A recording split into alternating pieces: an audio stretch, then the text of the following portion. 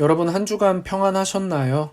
우리가 지난주부터 제한이 있기는 했지만 대면 예배를 진행했습니다. 그럼에도 많은 제약이 있기 때문에 청소년부나 청년부 모임은 당분간 어려울 것 같습니다. 그래서 우리가 지금 하고 있는 유튜브 영상을 계속 진행함과 동시에 지난주에 말씀드렸던 줌을 통해 온라인 만남도 준비 중에 있습니다. 아마도 온라인 만남은 추석이 지난 10월 둘째 주부터 하지 않을까 생각됩니다. 더 구체적인 계획이 나오면 알려드리도록 하겠습니다. 우리가 지난주는 9번째 질문을 함께 나누었습니다. 하나님이 사람을 어떻게 창조하셨는가에 대한 질문이었어요. 또 8번째 질문은 하나님의 창조 사역에 관한 질문이었습니다. 8번째와 9번째 질문은 창조에 관한 질문입니다. 오늘부터 2주간 우리는 하나님의 섭리에 관한 질문을 나누려고 합니다. 그래서 오늘 10번째 질문을 함께 나누려고 하는데요. 10번째 질문입니다. 하나님의 섭리 사역이 무엇인가요? 그에 대한 답은 하나님의 섭리 사역이란 모든 피조물과 그들의 모든 행동에 대한 하나님의 가장 거룩하고 지혜롭고 강한 보존과 다스림입니다. 라고 답하고 있습니다. 이에 대한 관련 구절로는 시편 145편 17절 주님이 하시는 그 모든 일은 의롭다.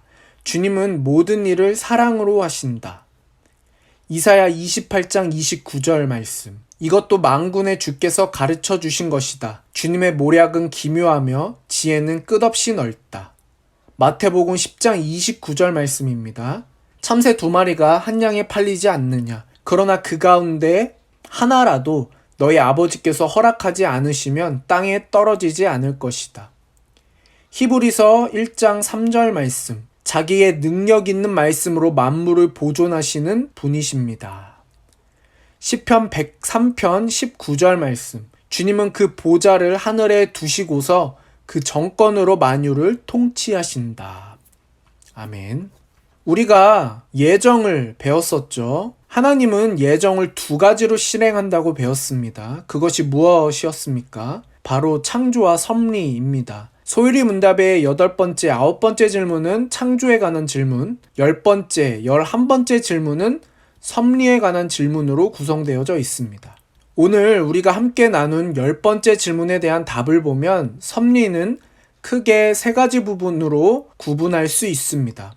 첫 번째는 가장 거룩하고 지혜롭고 권능 있게, 2번째는 모든 창조물과 그 모든 행동을, 3번째는 보존하시고 통치하시는 것. 오늘은 이 큰 3가지 부분을 가지고 설명해 보려고 합니다. 자, 그럼 첫 번째, 하나님은 모든 창조물과 그 행동을 섭리하실 때 거룩하고 지혜롭고 권능 있게 하십니다. 여러분, 정직이 최선의 방책이라는 말이 있죠. 그 말은 어떤 어려운 상황에 부딪혔을 때 꼼수를 부려 위기를 모면하기보다는 정직하게 반응하고 대처하는 것이 긴 시간을 두고 보면 가장 좋은 선택임이 드러난다는 뜻입니다. 하나님은 거룩하게 하는 것이 옳기 때문에 또 거룩하게 하는 것이 가장 좋은 결과를 가져오기 때문에 거룩하게 섭리하십니다. 의도가 이렇게 좋다 하더라도 지혜가 없으면 그것은 소용이 없습니다. 거룩하되 지혜로워야만 합니다.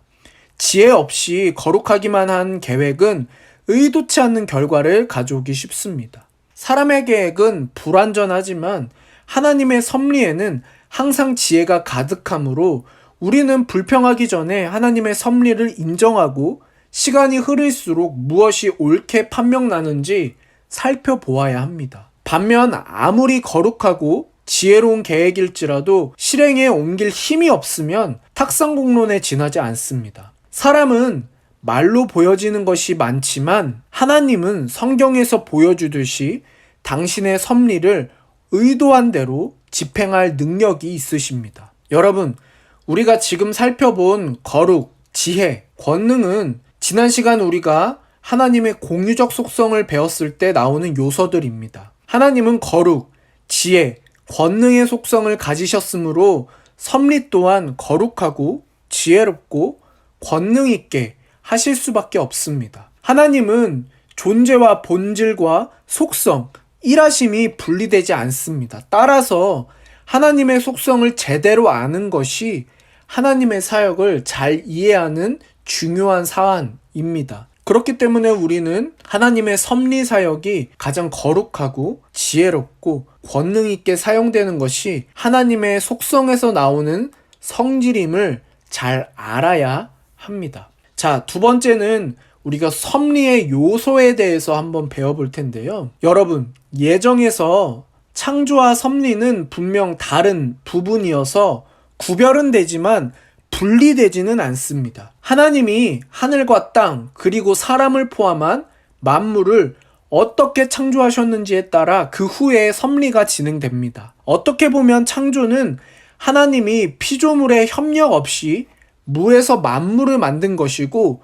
섭리는 하나님의 피조물이 협력을 통해서 그 만물을 지속시키는 것이라 할 수 있습니다. 그래서 섭리에는 세 가지 중요한 요소가 있습니다. 그것은 보존, 협력, 통치입니다. 이 세 가지 요소 역시 정확하게 분리되지 않고 서로 겹치는 부분이 있습니다. 그럼 이 세 가지 요소를 한번 배워보도록 하겠습니다. 첫 번째, 보존입니다. 보존은 존재하는 것에 관한 것입니다. 하나님은 태초에 만드신 만물을 보존하는 일을 계속하고 계십니다. 하나님은 태양계가 서로 자전하고 공전하도록 만드셨고, 지금도 하나님의 큰 지혜와 권능으로 천체의 움직임을 주장하고 계십니다. 하나님이 한순간도 만물을 붙드시지 않으시면 만물은 즉시 혼돈과 공허에 빠질 것입니다. 그래서 느헤미야 9장 6절 말씀에는 주님만이 홀로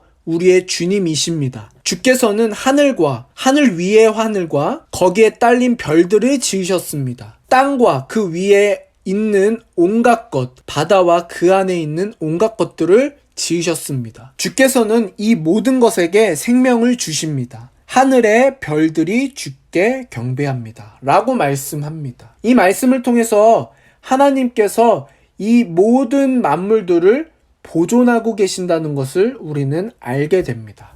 두 번째는 협력입니다. 협력은 활동에 관한 것입니다. 성경을 예를 들어 한번 설명해 볼 텐데요. 요셉은 자신의 정체를 형들한테 밝히며 이렇게 말했습니다. 형님들이 나를 이곳에 팔아넘기긴 하였습니다만 그것은 하나님이 형님들보다 앞서서 나를 여기 보내셔서 우리의 목숨을 살려주시려고 그렇게 하신 것입니다. 라고 말합니다. 요셉은 형들이 자신을 노예로 팔아넘긴 사건이 하나님의 큰 계획 가운데 일어났다고 해석한 것입니다. 이처럼 하나님은 피조물의 모든 행위에 함께 하시는 가운데 그것들이 합력하여 선이 되도록 이끄십니다. 세 번째는 통치입니다.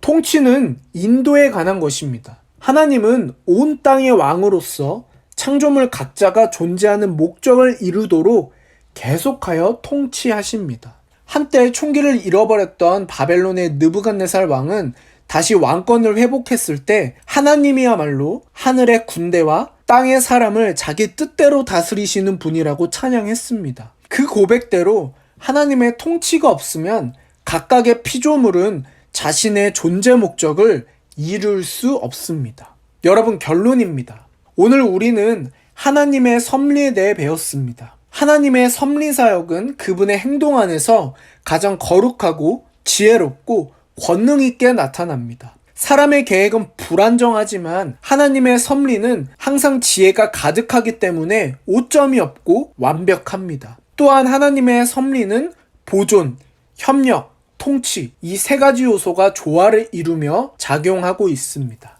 여러분, 하나님은 과거에도, 현재도, 미래에도 여러분의 삶에 계획하신 목적과 의미가 이루어지도록 계속해서 섭리하고 계십니다. 여러분의 삶이 지금은 초라해 보여도 하나님의 섭리를 믿음으로 받아들이시고 하나님을 의지한다면 하나님께서 여러분의 삶을 가치 있게 사용하실 것입니다. 그러니 하나님의 계획을 믿으시고 하나님을 의지하여 사시는 여러분이 되기를 바랍니다. 기도하겠습니다. 하나님, 참 감사합니다. 오늘 우리가 하나님의 섭리에 대해 배웠습니다. 우리가 하나님의 모든 섭리를 다 이해하기에는 우리의 지식이 부족하지만 우리가 믿음으로 하나님께서 내게 맡기신, 내게 계획하신 일들을 의지하며 나아갑니다. 우리의 삶을 역사하여 주시고 섭리 가운데 인도하여 주시옵소서. 예수님의 이름으로 기도합니다. 아멘. 여러분, 한 주간도 건강하시고 평안하십시오.